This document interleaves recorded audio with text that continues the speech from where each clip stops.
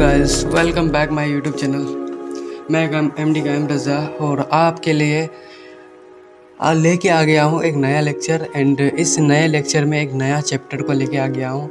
और हमारा जो है जो विद्युत धारा था, जो हमारा चौथा चैप्टर था, उसको हम लोग समाप्त कर चुके हैं। एंड उसके बाद हमारा ये पांचवा चैप्टर चल रहा है। और इस चैप्टर में हम लोग विद्युत धारा का चुंबकीय प्रभाव के बारे में जानेंगे, क्या क्या इसके बारे में और क्या इसका टाइप होता है और इसकी खोज कब और किसने किया, चुंबक क्या है, इसके बारे में हम लोग डिस्कस करेंगे।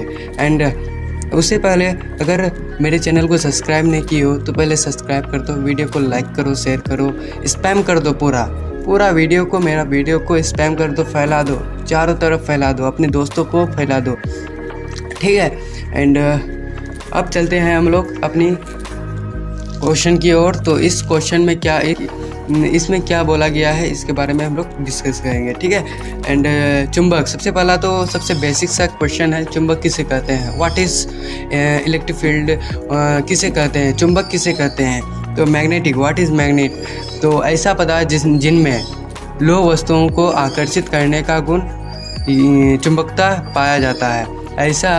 ऐसा पदार्थ जिनमें लो वस्तुओं को आकर्षित करने का गुण पाया जाता है चुंबक कहलाते हैं, ठीक है। और प्राचीन काल में ज्ञात प्राकृतिक चुंबक मैग्नेटाइट, जिसे Fe3O4 या जबकि आजकल निको aluminium plus nickel plus cobalt मिश्र धातु का उपयोग चुंबक के रूप में किया जाता है। आजकल चुंबक का उपयोग खिलौने, कंप्यूटर, ध्वनि यंत्र, औषधि, चिकित्सा जगत में किया जाता है। व्हाटएवर, सब कुछ हर जगत में किया जाता है। स्पीकर को आप अगर यूज़ कर रहे होते हैं, उस स्पीकर में भी एक चुंबक लगा हुआ रहता है। अगर आपको रास्ता ढूंढना है तो वो सुई चुंबक जो होता है उसमें भी एक चुंबक होता है, उसमें भी एक चुंबक का कार्य होता है, ठीक है। एंड अब हम लोग चलेंगे अपने नेक्स्ट क्वेश्चन की ओर। तो हम लोग इस नेक्स्ट क्वेश्चन में क्या है कि चुंबक की खोज कब और कहाँ हुई। तो चुंबक का खोज कैसे हुआ, कब, कौन किया, उसके बारे में जानेंगे। तो चुंबक की खोज आज से 4000 वर्ष पूर्व ग्रीक के मैग्नेशियम नामक शहर में हुई, जब मैग्नस नामक गडेरिया, जो हमारा गडेरिया के डंडे के नीचे, गडेरिया मतलब कैसे, वो भेड़ चराने वाला जो होता है ना, वो होता है गडेरिया, उसे हम लोग गडेरिया कहते हैं। वो चलते चलते जा रहा था, उसका जो लाठी था, उस लाठी के नीचे वो अपना एक लोहा का टाइप का लगा हुआ था। तो वो जब चलते जा रहा था तो उसका लाठी उससे चिपक गया। वो जान नहीं पाया कि ये क्या है। उस ज़माने में तो उतना कोई एक्टिव और कोई इतना सामग्री नहीं था, उस समय उन लोगों को पता कुछ नहीं था, उन लोगों का वो खोज नहीं हुआ था। तो जो हमारा गडेरिया था, मैग्नस नामक गडेरिया के डंडे के नीचे लगा लोहा एक पत्थर पर आकर्षित हो गया, ठीक है, आकर्षित यानी चिपक गया, ठीक है। इसी घटना से चुंबक की खोज हुई, इसी घटना से चुंबक का खोज हुआ, ठीक है। अब चुंबक के कितने प्रकार होते हैं। हमारा जो चुंबक है मेनली 5 टाइप के होते हैं, ठीक है। तो सबसे पहला छड़ चुंबक है, उसके बाद थक्ती चुंबक है, वलय चुंबक है, नाल चुंबक है, सुई चुंबक है और ये हमारा 5 चुंबक है, ठीक है। तो सबसे पहले छड़ चुंबक को देखेंगे। तो छड़ चुंबक किसे कहते हैं, यह घनाभ के आकार की होती है। छड़ जो चुंबक होता है वो घनाभ के आकार का होता है। थक्ती चुंबक किसे कहते हैं, यह थक्ती के या थाल के, थक्ती इसका नाम इसलिए पड़ा क्योंकि वो थाल की जैसा आकृति था, इसलिए उसके आकृति के बेसिस पे उसे नाम मिला। हर एक चुंबक का उसके आकृति के बेसिस पे उसका नाम मिला है, ठीक है।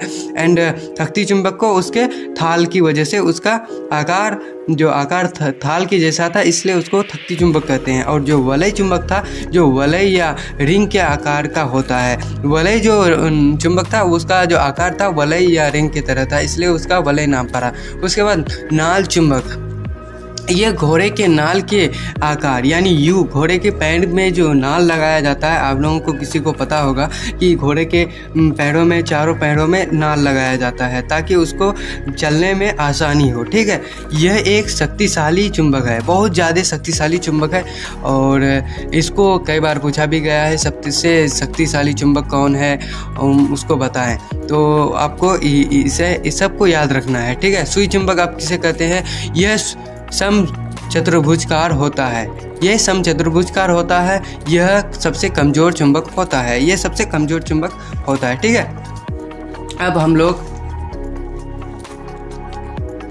हम लोग अपने नेक्स्ट क्वेश्चन में जाएंगे। इस क्वेश्चन में क्या बोला गया है, इस क्वेश्चन में देखेंगे कि अस्थायी या अस्थायी चुंबक से क्या समझते हैं। तो सबसे पहले अस्थायी के बारे में देखेंगे कि चुंबक गुण के आधार पर चुंबक को दो भागों में बांटा गया है, यानी किसके आधार पर? गुण के आधार पर। तो जो अस्थायी चुंबक है ऐसा पदार्थ जो समान परिस्थितियों में खुद से चुंबकीय गुण दिखाते हैं। समान स्थिति में तो चुंबकीय गुण दिखाते हैं और उसे बरकरार रखते हैं, अस्थायी चुंबक कहलाती हैं। जैसे एल्कीन हो गया, ये क्या है? चुंबक का नाम है। ठीक है, एंड अब हम लोग चलेंगे नेक्स्ट में।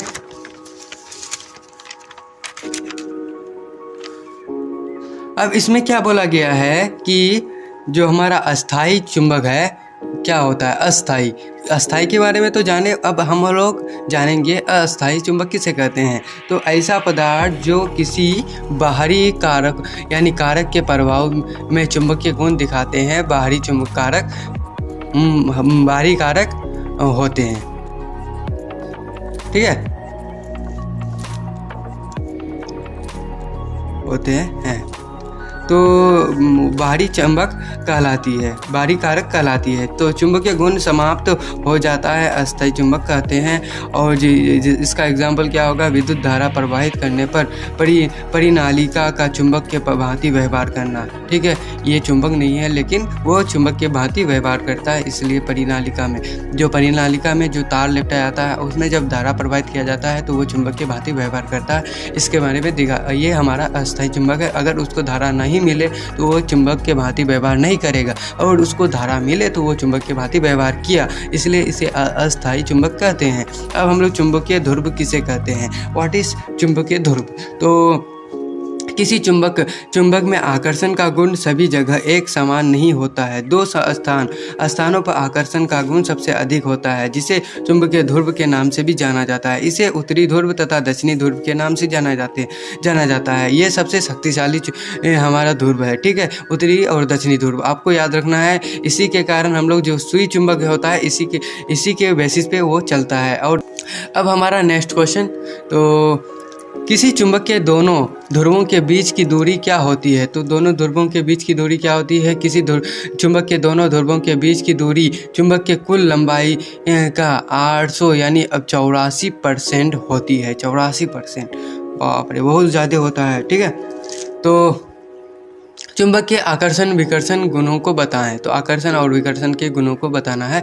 तो आवेश के तरह ही चुंबक भी आकर्षण विकर्षण का गुण दिखाती है, जिसे नीचे बताया गया है। चुंबक के समान ध्रुवों के बीच विकर्षण, जिसे प्रतिकर्षण कहते हैं, तथा असमान ध्रुवों के बीच आकर्षण होती है, यानी आपस में चिपकता है। ठीक है, अब हमारा नेक्स्ट क्वेश्चन, इस लेक्चर में हम लोग हमारा जो है स्वतंत्रता जो पूर्वक लटकता हुआ चुंबक हमेशा दक्षिण उत्तर दिशाओं में क्यों ठहरता है? तो पृथ्वी के अंदर एक विशाल चुंबक की कल्पना की गई है, जिसका उत्तरी ध्रुव और दक्षिणी ध्रुव की ओर यानी ध्रुव उत्तरी ध्रुव की ओर है। और हम जानते हैं कि चुंबक के असमान ध्रुवों में आकर्षण की क्रिया होती है। यही कारण है कि स्वतंत्रता पूर्वक लटकता हुआ चुंबक हमेशा उत्तरी दिशा में ठहरता है। ठीक है, उत्तरी दिशा की ओर ठहरता है। अब हमारा नेक्स्ट क्वेश्चन, तो इसमें क्या बोला गया है कि चुंबक का उपयोग दिशा सूचक यंत्र के रूप में क्यों किया जाता है? तो हम जानते हैं कि स्वतंत्रता पूर्वक लटकता हुआ चुंबक हमेशा उत्तर दक्षिण दिशा में ठहरता है। उत्तर की तरफ मुँह करने पर हमेशा दाहिने हाथ की ओर पूर्व दिशा में होती है, और इसे उल्टे पश्चिम इस प्रकार हम चुंबक का उपयोग करके किसी स्थान पर दिशा का पता कर सकते हैं। यही कारण है कि चुंबक का उपयोग दिशा सूचक यंत्र के रूप में किया जाता है। ठीक है, और आज हमारा जो ये लेक्चर था, हम लोग इसमें छोटे छोटे क्वेश्चन को किए एंड उसके बारे में जाने और हमारी नॉलेज को भी इम्प्रूव हुआ। चुंबक क्या होता है, चुंबक के बारे में हम लोग जाने एंड उसको आप लोग अपना नोट बना लीजिए एंड इसको आप लोग याद कर डालिए। ठीक है, याद कर डालिए। और मैं आपको जो टेलीग्राम पे जो मेरा टेलीग्राम चैनल का जो लिंक दिया हुआ है, उसमें आप लोग जा कर के मेरा जो क्वेश्चन दिया हूँ, क्वेश्चन को आप बना सकते हैं एंड आप मुझे उसे बना करके मुझे सेंड कर सकते हैं। ठीक है, एंड आज हम लोग यहीं तक रखते हैं। एंड वीडियो को अच्छा लगा हो तो वीडियो को लाइक करना, शेयर करना and thank you for watching the video.